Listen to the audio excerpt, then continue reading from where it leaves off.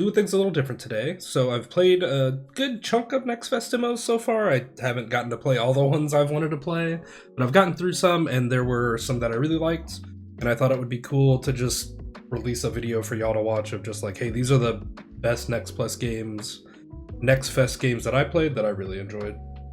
And I'll just play the trailer and kind of ramble about him in the background. We'll figure it out. The King is Watching is awesome. I really like this one. You have this little grid over here for resources. It's a city management game, but also a roguelike. So as you complete waves, enemies get stronger, but you also get stronger. There's tons of units. There's magical spells to cast. There's crazy boss fights and stuff like that. I only played it for about 30 minutes or so for the recording, but man, it blew me away. I had a blast with it. I've got this one wishlisted. I'm dying to play more of this. Next up, we have Hazard Pay, which was a Sokoban puzzle game, which is where you have to like push the boxes like Pokemon style, which is something I learned just from playing this one. Super cool. You're basically cleaning up a like Area 51 kind of situation and stuff like that. Very fun puzzles, very crisp pixel graphics. All of the puzzles were so fun. Like there's multiple solutions usually to them, or at least it feels like that to me. There's some fun interactions with like vats of acid. Like it's just like, it's such a good, perfect package. There's like, you can push multiple things like that. Like it's great. Yeah, I don't know. It's hard to, if you like puzzle games, check this one out. Obviously not everyone's super into puzzle games, but man, this one, it blew me away with. I was super impressed. All right, up next we got Starless Abyss. This one is a roguelike deck builder, and it's like sci-fi and like eldritch horror smashed together, which was super cool. It's a tactics thing. Hopefully it shows. Yeah, it's kind of getting there. It's doing all the occult stuff, but you know, you fight on a hexagonal grid, so it's like you have your ships that you move, and you have multiple ships to move. There's really cool mechanics. There's different factions, and depending on which factions you go with, you get different cards. It was super fun. I really liked it. The deck building was really neat. It kind of reminded me of like, I don't know, I want to say FTL as a deck builder, but that doesn't really make any sense just because of the way, you know, FTL's real time with pause. So I don't know if that makes any sense to say, but this one was awesome. If you're a deck builder fan, or just like sci-fi roguelikes or eldritch horror stuff, definitely check this one out. I'm really excited for this one. Next up, we got Blightstone, which is a pretty fun one. It is a dark fantasy roguelike. It kind of plays like a tabletop. I'm not sure. I might skip ahead here to try to get some gameplay. It's like showing that off, but like you have your party and you like walk around. It's tactics, but there's no grid, so it's kind of freeform. It reminds me of well, no, HeroClix was on a grid. I was thinking about how it's like HeroClix. You've got your like units that you move around. They do different stuff. There's upgrades that you get, which then get them either like you can get passive skills. They have active skills. It's very like D&D inspired. So there's like a rest mechanic involved in the game. Well, I mean it's rest, but you don't have like, none of the spells are tied to it, but you rest at a campfire, and like Darkest Dungeon, you can like heal each other. You have it's not sanity, it's like a different gauge in this one. It's like how corrupted you are by the demons that you're fighting. And it seems really cool. There's equipment slots, lots of fun stuff. There is a hunter guy that has a dog, which I loved. That was my favorite guy. The brawler guy's really cool. He's got an outfit where that I showed it off in the video, but he's got an outfit and he's literally like super fancy looking. He looks like a Dawn or something crazy. But yeah, like there's this camp mechanic, and you have like different actions you can do. You have to protect this crystal. It was a blast. I really liked it. It was really simple, like in its combat and stuff, but like it's like the perfect kind of tactics game for me. It's like really simple, but there's fun little like like the way the mechanics play with each other. You can set traps with the hunter, and then you can use one of your other characters if they have like a push effect to push them into the trap. You could push enemies into enemies. The brawler guy can grab people and then throw them. You can grab explosive barrels and then throw those at enemies. So lots of fun little like interactions and stuff like that. I really like this. I really like this one a lot. Next up we got Is This Seat Taken, which this one I might try to play the music on. The music for this one was awesome. But this one was awesome. This is it's a puzzle game. It's you're just trying to place people. Like it's showing the bus here, but there's like cars, there's movie theater seating and stuff like that. Just awesome, fun puzzle. There's like a little like meta story that happens as you go through it with some of the characters that you see. And man, it was fun. It's so cute, so simple. I love this art style. It reminds me of like a Nintendo like 3DS or like Wii game. The music, awesome. Just all around, just a great puzzle game. Loved it. I was so surprised by this and like Hazard Pay. Like I was like, oh my god, I haven't played a puzzle game in a while, and they just were like, they like got their claws into me so hard. Like this one is like really comfy and cozy, and like Hazard Pay kind of has like that somewhat. It's a like I always find puzzle games kind of relaxing because it's like, you know, how do I get through this? But Hazard Pay has like the added element of like the mystery of the story and stuff like that. Or this one seems like just a fun game you'll play for a few minutes at a time. Or I don't know. I found the puzzles so like intricate that I just like wanted to keep playing whenever I was done with it. So it might be a game you just like binge, and you know it's probably only like 5 hours long or something like that. You know, you just like binge through it over the weekend or something. But it was super fun. Really excited for that one. Next up, we got Into the Dead. This one, super hyped for. I saw Splattercat play this like 6 months, year ago. He played like a very early alpha build or something like that on his channel, and it was. I was like, oh, this is perfect. It's like This War of Mine, but zombie outbreak, which for me is a lot more palpable to like digest and play and stuff like that. But yeah, definitely recommend it. It's awesome. Like, look at this. Like, the melee kills are so brutal. Oh. Yeah. Oh, it's just, oh man, it's so fun. You've got to explore and look for stuff. Find all the, you know, there's supplies you have to get. You have a base mechanic. You have to keep up with your survivor's mental health and stuff like that.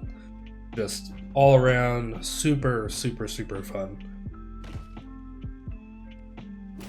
Oh, it's just so just beating his head in there, but it was awesome. I had a blast with this one, and I'm super excited to play more. Now, this one, I'm not exactly sure if Lost in Random was a part of nextfest, because the Eternal Die, I feel like I downloaded this before nextfest was up.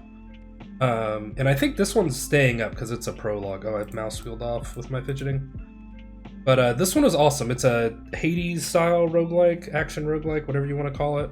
All sorts of crazy abilities, and you gotta fight through different rooms and stuff like that. There's tons of monsters. I love like, all the enemies you fight look super cool. And then, like, the bosses are, like, things of chance, because it's all, like the world is, like, game pieces or something like that. I can't remember exactly what the story was, but like you've got like the good die helping you out or something like that. But it was super awesome. The different like combo mechanics and how you upgrade your build was super exciting to me. And yeah, I don't know, it was just super fun. This one I hopefully is still up. A lot of these I think are going down with nextfest, but this one is like a prologue, because it's Lost in Random is the game, and then the Eternal Die I think is the name of the prologue. I think. If anyone knows in the comments, let me know. But this one was super awesome. Go check it out. This one was fun. It was a little buggy. In my game, I crashed it because I think I played too many cards. But Shuffle Tactics is a tactics deck building roguelike, but also with some RPG elements. It was super cool. I don't even know how to like describe it properly. It's kind of like Tindril in that way, where it's, you know, tactics, you move around on the grid. It's the way the stuff works is really cool. There's status effects you can put down. You get like a sidekick character as well at one point in the run. I think you can have up to 2 with you at a time, and they have their own deck, and you get to modify both decks. Lots of really cool abilities. Like for my run, I was like, my starter card was that sword throw card there, so I could throw it, and then it would pierce an enemy and land on the ground. And then I had one that let me recall it, so I was just like getting a bunch of those, so I was just like throwing my sword, recalling it, and it was so fun. It was very cool. And then like just from the cards I could see so many like branching like paths of like what to do with my build, like what relics we saw. It has the charm system from Wild Frost, which I love. It's like one of my favorite parts about that game is how broken you can like make a certain character or attack or something like that. And that's kind of what I did in this one. It's like, okay, this is my card for the run, sort of thing. So it was super duper cool. Definitely go check it out. Again, hopefully this one's up. I was really impressed with this one. I love tactics games, I love roguelikes, I love card deck builders, whatever you want to call it. So them being all together, I was very impressed by this one as well. Next up, we've got Wanderstop, which is a little bit different than what we've been covering here. This one is from the people that made Stanley Parable, and man, oof. I'm not meant to be here. It's so good. I don't think I'm gonna let her talk because most of this is dialogue, and I feel like it's weird if I'm talking and there's dialogue in the background, which I think is why I'm not using audio on most of the trailer. But basically, your next fighter, adventurer, gladiator that's on like a losing streak, and she's gotta like cope with the fact of it. I covered this game a long time ago, like I don't know, like Summer's Games Fest, I guess, so like 8 months ago or something like that. My buddy mentioned it to me, and I saw it, and I was like, "Oh, this looks so fun!" It's like cozy, like Harvest Moon vibes, but it's like Animal Crossing or whatever you want, you know, those kind of cozy games.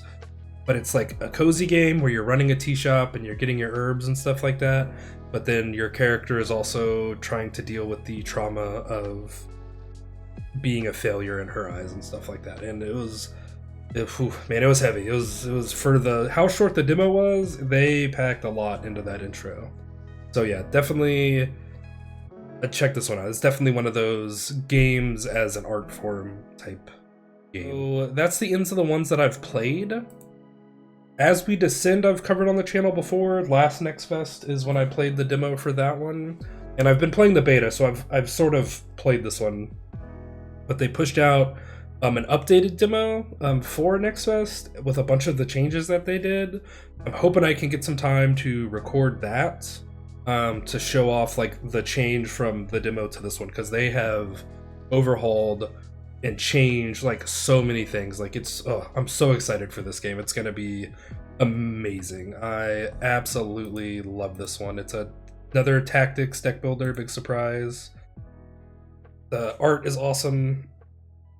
You know, you're basically trying to protect your city as it drills deeper into the rest of the planet you're on, and the planet is infected. It's got this like medieval sci-fi vibe. You have to do expeditions, and that's how you get like your card rewards and your money. And they just like overhauled that system. They overhauled the town and how you interact with it. Tons of different units to try out and stuff like that. It's just, man. Love this game. Super excited to for this one to be ready. But they each update has been just so good. Now this one I haven't played at all, but this trailer looks insane.